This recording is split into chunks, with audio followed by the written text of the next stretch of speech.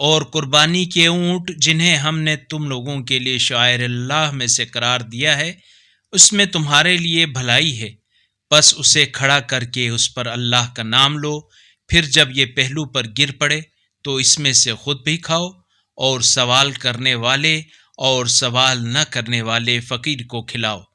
یوں ہم نے انہیں تمہارے لیے مسخر کیا ہے تاکہ تم شکر کرو۔ نہ اس کا گوشت اللہ کو پہنچتا ہے اور نہ اس کا خون، بلکہ اس تک تمہارا تقوی پہنچتا ہے۔ اسی طرح اللہ نے انہیں تمہارے لیے مسخر کیا ہے تاکہ اللہ کی عطا کردہ ہدایت پر تم اس کی بڑائی کا اظہار کرو، اور اے رسول آپ نیکی کرنے والوں کو بشارت دیں۔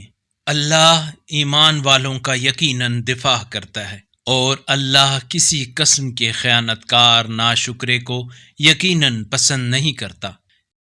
اگر اس قرآنی کلپ نے آپ کے دل کو چھو لیا ہے تو براہ کرم چینل کو سبسکرائب کر لیجئے اور بیل آئیکن کو دبا دیجئے۔ اللہ نور السماوات والارض، اللہ آسمانوں اور زمین کا نور ہے۔